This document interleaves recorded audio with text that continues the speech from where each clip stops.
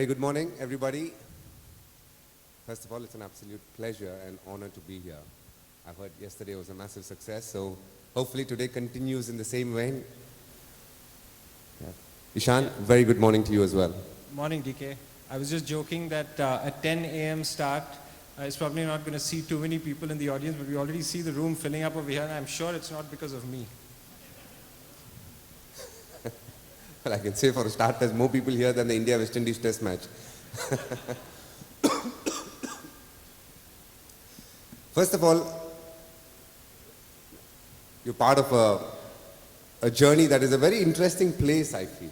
If you look at where sport is in general, and just the VT that we had here, there's a lot of smaller sports coming in with a lot of action as well. For example, Kabaddi is a great example. People didn't know what Kabaddi was before the PKL had started. Today, it is in a very, very different place. And then you have the beast like IPL, which is based on cricket. And you have other sport from other nations who are trying to get a fair share of the pie as well by coming to India. How hard is it to balance all these three things together? Look, it's a challenge. I won't deny it. But the great thing is that we are in a country where the growth of the sports economy is literally just picking up. And I think the next 5 to 10 years, DK, is going to be crazy for the sports economy. Deloitte recently did a study in which they said India's sports economy is going to grow from $30 billion to $70 billion between 2023 and 2030. To put that in perspective, Brazil is at 6 to 8 billion. The UK, which is such an advanced market, is about 40 billion. So there's a lot of growth that's happening here. A lot of it, as you say, is driven by men's cricket. I actually think that the leadership that men's cricket will have in the overall sports economy will continue. And the reason for that is the scale it operates at, the innovation that we are seeing in the way the product is actually designed and delivered, but most importantly, the quality of the cricket and the results that our team is putting up on the board. I think that's going to take care of men's cricket itself. But your big trend that we are betting on is the rise of other sports in India, whether those are established sports like tennis and football or kabaddi, or even new and nascent sports like esports. We think that's where we're going to see a lot of exponential growth. And that's not just because we would like that to happen, but it's because as soon as you have Indian talent and Indian sports people start to deliver really great results, you're going to start to see the growth of fandom in the country. I mean, just look at what Neeraj Chopra did for the javelin. The second big thing is there's so much investment going in at the grassroots level, whether it is from the government itself, which is really investing in multiple sports, but also from the private sector. And finally, you and I were just talking about this off stage, the role that technology is going to play in packaging up sports and presenting it as a personalized, immersive experience, which is different for you and different from me. I think that combination together is going to really drive the growth of other sports. Fascinating to hear you speak about what technology does in the broadcasting world. Obviously, it drives a large part of it. And the same technology has played a big part in cricket as well. You know, there's a person sitting here. He actually, in many ways, I know he won't like me saying this, but he changed the fate and fortune of a very interesting franchisee called the Knight Rider franchisee, Kolkata Knight Riders. When he joined in 2010, I remember that it was a team which had good names, but probably didn't play up to its potential. But what Venki Mysore, the man I'm referring to, came in and did was the use of technology, which was obviously stats-based thing, numbers, understanding what numbers mean. As I was growing up, technology was a bit of a taboo. I remember early 2000s when a little bit of technology was used. Technology at that stage would mean videotaping what you're batting, videotaping a bit of your bowling. But a lot of the senior cricketers actually had a bit of a pushback towards it and saying cricket is a field-based sport. Arey yes, video dekh ke confuse mat ho jao. That is the kind of impression they had to what it is today, where, for example, in cricket we use the Hawkeye data. What a bowler is bowling, what sort of lengths he is bowling, etc. And let's go back to 2010 when Venki sir actually used technology to find out, using numbers, what's the kind of opening partnerships has worked. Everybody would give you a bland answer like left right is great. Everybody knows left right is great. But what's the combination you want to go with? So the beauty of technology is the questions you ask of it, and then getting the feedback and using it in your experience. And you've been part of one of the fastest growing platforms, if not the best platform that there has ever been, YouTube. And that is completely technology based. And here we are in the broadcasting industry where there is a little bit of technology coming in the way of digital, and there is obviously the usual one where people are seeing it across smaller villages and everywhere else. How do you bridge that gap actually? The question that keeps all of us awake at night the most, DK. But if I take a step back, you referenced when I was working at YouTube. See, one of the things about India as a country is that we are at the cutting edge of adoption of new technologies as they come in. I remember reading recently that ChatGPT and OpenAI, India is now the second largest market already for ChatGPT, which is quite an advanced use of technology in that sense. So in our case, we are always led by the consumer. If our consumers are keen to adopt technology, which we have seen across the board that they are, then that's what gives us the confidence to really invest. Now, if you look at I mentioned earlier, some of the packaging and the production and the innovation that is in that sense, that's a absolutely key area for us to make sure that we're able to personalize the experience for you versus me, even if we're watching the same match. Now that may be something as straightforward as camera angles or the multicam that you saw over there, or whether if you are maybe of a younger audience, you're used to watching all video in a vertical format. We have Max View that allows you to watch cricket in that same vertical format. Or if it's a lot more interaction that you're seeking on your phone, whether it's a bit of the social gaming piece of it, or whether it is something more transactional, maybe like some kind of shopping-based integrations. Those are all technologies that we are seeing adoption across the board, and we're very keen to build into our own product. I think the really interesting thing is what happens from here over the next 3 to 5 years. I mean, everybody in this room is aware of what's happening with AI and especially with content creation. And we think that's a really exciting space because the sports viewing experience is going to dramatically transform in the next 3 to 5 years. Our vision of this is a completely personalized 1:1 feed for every cricket viewer or every sport viewer in the country. So even though you and I are watching the same match, what you will see is very different from what I will see. It's based on which commentator I want, what kind of stats, what interactive features, which camera angles, completely different. And while that may seem fantastical today, already in the last, I would say 6 months, 9 months, 12 months, what we're seeing is quite remarkable. AI is already impacting our workflow. So things like smart highlights, where we have machines basically cutting clips based on where the machine predicts will be most well received by the audience. Or language, that's an obvious one, subtitling, or helping with commentary. We had a clip where we had Stuart Broad was doing his commentary in English, where we switched him to Tamil in his own language. We got the accent right, apparently. We have some native Tamil speakers in our team.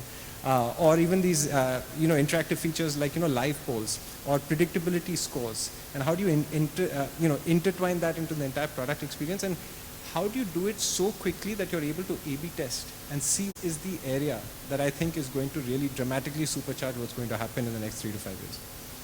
I'm surprised Stuart Broad is, or rather AI isn't aware that Stuart Broad is very fluent in Tamil. Nasser Hussain is very fluent in Bengali. I think you should definitely ask them a few questions related to that. Now, when it comes to cricket, the one thing that AI definitely cannot replace is live sport. Everything else around it, the workings, can be replaced. And live sport in general is going through a bit of a transition. And there's 3 different formats. Let's speak about cricket as a sport right now. 3 different formats. We all know T20 is probably the most successful one in terms of a business point of view. But there are 2 other formats that are coexisting, which is very important to the sport in itself. The fact that a lot of domestic cricket, a lot of the grants that ICC gives various countries is based out of those 2 formats. Now everybody knows that there are a lot of takers for the shorter formats. The shorter it gets, the better it gets. But there are too many formats, even in the shorter format, but people seem to get attracted a lot more towards T20 and where it stays. Now, as a broadcaster, you're sitting in the hot seat, so to say. What does it take for smaller countries to try and grow their other formats or help the other 2 formats almost exist in the ecosystem, so to say?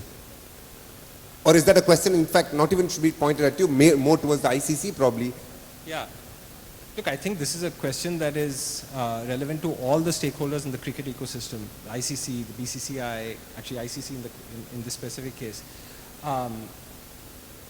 If you look at the way we think of cricket, a lot of people look at men's cricket, and specifically Indian men's cricket, as being a sort of zero-sum game, in the sense that Indian men's cricket is so big, if that wins, everything else loses. Actually, we think it's actually the opposite of that. It's the biggest lever that we have in order to grow other sports and other countries and the participation. So for example, the sheer volume of traffic and interest that we get on Indians men's cricket is traffic that we can funnel to different parts and different sports in order to cross-promote them. And we've used that very successfully to grow other sports, for example, Premier League, Kabaddi, or the US Open. You spoke about the three formats. The India-England Test series that we were just talking about was the highest viewed Test series ever across our network. So it shows that there is still interest in these formats, at least amongst the core fans. And how are we able to then expand that interest to adjacent fan groups and build a really immersive experience? That is I think, the trick that we're always trying to get to. Now, on Premier League, are you a football fan or a tennis fan? Tennis fan, not so much Fan. football. Okay, then I'll take US Open as an example.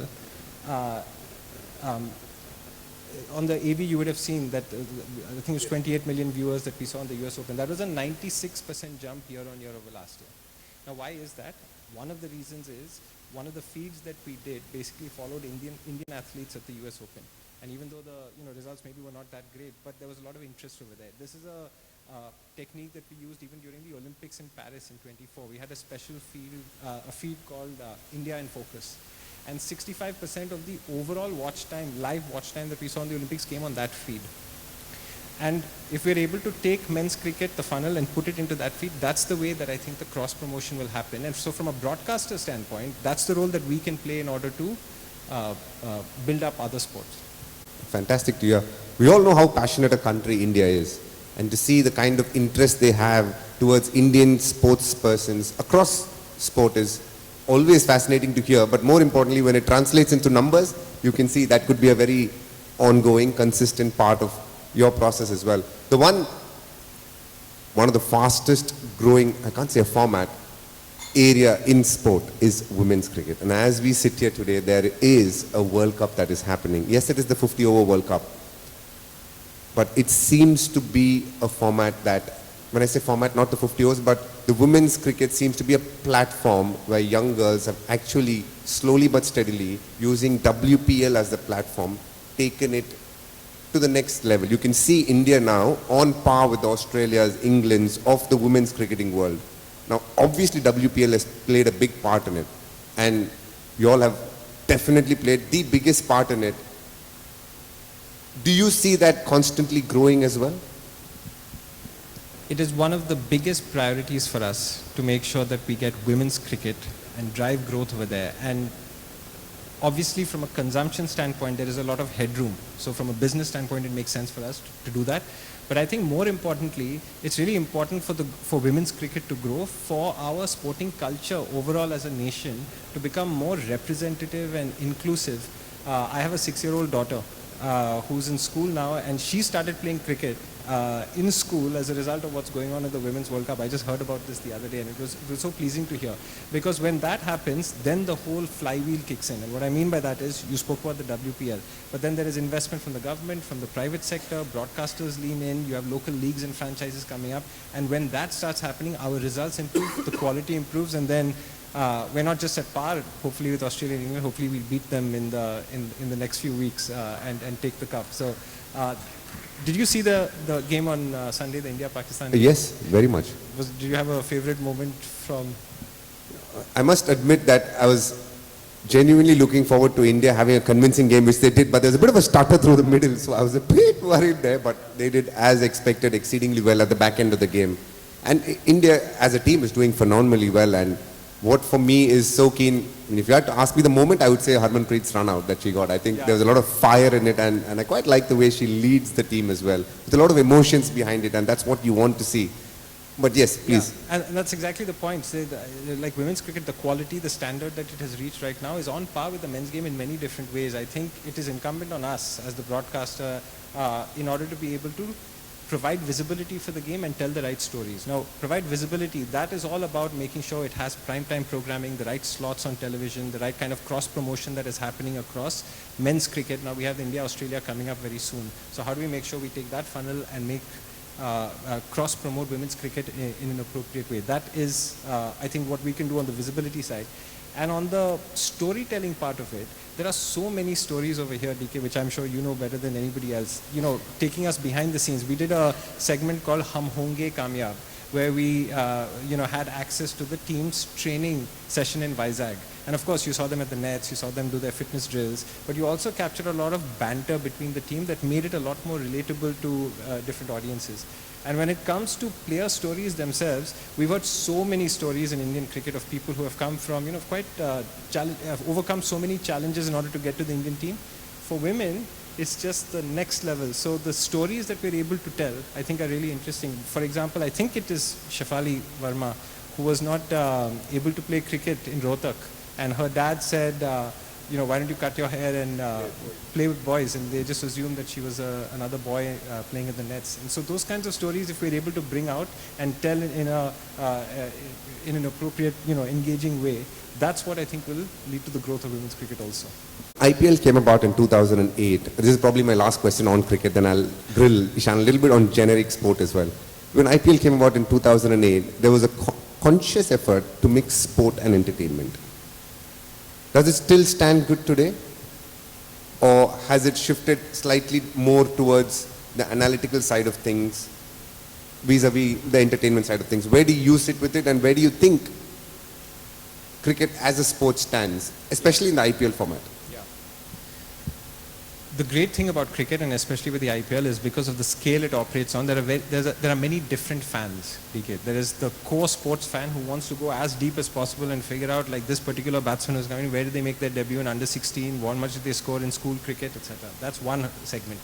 But as we're thinking about IPL, we are already operating at a scale. You saw it on the AV over there. Last IPL, we lit up 1.1 billion screens across TV and digital. Now, in order for us to grow consumption, whether it is number of people who come in to watch the match, whether it is the number of matches that they watch through the season, or it is the watch time that they have per game, there is scope for us to increase each of that. But in order to do that, we have to appeal to different interests. So you may have a casual viewer who may be interested maybe in a RCB CSK game, but maybe not so in some of the other franchises. There, melding it with entertainment, maybe reaching out to the right kind of Bollywood celebrities, or whether it is YouTube creators, or even working on IP that we have. You saw in the AV over there, we have an IP called Motu Patlu, which is, we put the two characters right into the stream and had them engage with a kid fan as well as with a commentator, and that brought in it was very well received. So I think a combination of that is very focused on bringing new audiences and bring the casual viewer in and get them involved in the IPL ecosystem. So that's the playbook. So to answer your question, I think it's both, because we are operating at a scale that we have to constantly reinvent what the offering is for the core fan as well as for the casual fan. Love your honesty here. A lot of people could have easily said, no, it's a lot of sport, but the fact is that it is something that India likes. India likes a bit of song and dance about it. And the fact that we love our sport, and there is the core cricket viewer who likes analytics, as you said, but there are people who switch on and have fun with just watching. They just want to have time, a good time. In fact, I'm not going to lie, I did watch a little bit of IPL in Bhojpuri, because I heard it's very funny. Okay. So I did manage to do it. The fact that there is a couple of young cricketers who have done Haryanvi as well. These are languages that I'm not exposed to, but just watching them kind of commentate when somebody is hitting a boundary, the tones that they go in, all these I find very interesting. DK, you have no idea how much of a passionate debate that is within our team, which is which language, should we do it for all the games, does it make sense or not? So there's a lot of thought and analysis and effort that goes into making sure we have a good product. But a very good friend of mine who's the chief product officer at JioStar, his name is Bharat. He was in the US for 20 years or 25 years or something. So he was a cricket nut, watched only, your commentary. But now he came back and he's from Chennai, switched to Tamil commentary, and the other day he was telling me I don't watch English commentary anymore because it just feels more relatable for me to be watching cricket in Tamil. Let's start by saying I'm very disappointed with Bharat. But I'll tell you this one. So I haven't heard Bhojpuri, but Tim David hit 3 sixes in the last over of a T20 in the last year's tournament. And then we had a team meeting before the next game. And then there is this young boy called Swastik Chikara who plays for RCB. And he said, he went to Tim David. It's very funny in IPL how people who actually, Indians who are not fluent in English, become very good mates with people who are absolutely no connect with any Indian language. So Tim David and Swastik Chikara became very decent friends, let's put it that way. So before the team meeting, he goes, takes his phone and shows Tim David and tells him, I want you to close your eyes and listen to the commentary and tell me what is happening there. It was such a funny moment. Obviously, Bhojpuri go on a completely different tangent, and it's very funny as well. I could only hear Tim David laughing, not understanding the language. But the fact is that that's the kind of connect that people have with sport, at the same time the entertainment side of things, and the fact that you'll have cut across borders and gone to so many different languages is amazing to even think of. So on a lighter vein, let's finish this session by me asking you a couple of rapid fire, as I call it, but let's keep it very honest as well. I didn't know this was happening. Yeah, go for it. It's always important to bowl a googly at the end of it, so that if the batsman is not ready, you have a chance of a wicket there. So let me ask you 3 questions. Your favorite sport? Cricket. Your favorite moment in cricket? Oof. Venkatesh Prasad bowling Amir Sohail in the 96 World Cup. I'm dating myself here, as you can see. But Let's finish off by saying your favorite cricketer. oh, that is so tough. Okay, but in order to not to create any controversy, I'm going to choose a women's cricketer. Brilliant. Smriti Mandana. Lovely. We are due a big score from her. It's been an absolute pleasure talking to you, Ishan. I know we're getting, but I would be remiss if I did not take this chance, DK. I need to ask you a question, which I'm sure many people in the audience also have. I want to take you back to Colombo, 2018. The finals against Sri Lanka. We need 38 runs to win, I think, in 12 balls. You're at the crease. What's going on in your mind, and how did you take us past the winning line for that iconic moment in our history? Sorry, I have a bit of a cold, as you can spot in my voice. But let me just start by saying it was a very happy time in my career. Up until 2017, I played for various different teams. I kind of made up my mind that I want to be associated with an IPL team for a long time. And in that auction, I got picked for KKR. There is Venki Mysore sir there, who is the CEO of KKR, who very much in favor of that decision. I'm hoping, I don't know, I haven't asked him, but it must have been the case, I guess. So in the lead up to that, it was a year-ending tournament. What I mean by that is that was the last tournament before the IPL started. So it was a year-ender. And about 3 weeks prior to that, he had called up and said, Dinesh, would you be interested in captaincy? And as you would know, he's done his due diligence and he's grilled me like he would grill anybody else and made sure that I would be a decent fit for his franchise. And that was a very important moment. So that is when I had also recently, just prior to that, started collaborating with my then coach, Abhishek Nair. So we had practiced these 10-ball, 12-ball scenarios quite a bit in the lead up to that. Not knowing what the future could hold for us, but definitely aware of the fact that there would be an opportunity to only play anywhere between 15 and 18 balls. So how do you create an impact in that? Nobody had taken it up as a kind of Scenario. Absolutely. To keep doing it day in and day out wasn't going to be easy because you'll end up seeing a lot more failures than success. But I wanted to make a life out of it by being that middle order finisher, as they call it now. So that's when the journey started, and I practiced so many 8-ball and 12-ball scenarios that walking into that game, I had belief that I could do it, but rather I knew how to do it. I hadn't done it in an international game before, but then I believed that I could do it. So when I went in there, it is so interesting. It's like being well prepared for an exam. You are nervous, but at the same time, you're aware that most things thrown at you, you can have an answer to, and things just fell in place it happened from such a subconscious kind of place that I just reacted to whatever was thrown at me. The brain was working well. And then I think the stars aligned as well. And thanks to your X platform, even today that is the most watched sports video.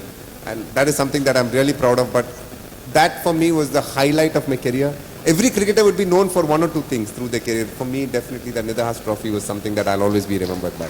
Thank you. Thank you. And terrific few minutes chatting with you, and all the very best with your new To you journey. as well. Thanks, DK. Wonderful. It's not every day that we hear such candid reflections, sharp perspectives, and real stories from the heart of cricket and beyond. What a great fireside chat. Your words have sparked ideas, laughter, and inspiration. Going forward, the first panel is of the day is on cricketainment and beyond, the power of live entertainment. Live entertainment, especially sports, has redefined how India consumes media, stadium experiences, franchise cricket, and large-scale events have created an entirely new ecosystem. To open this session,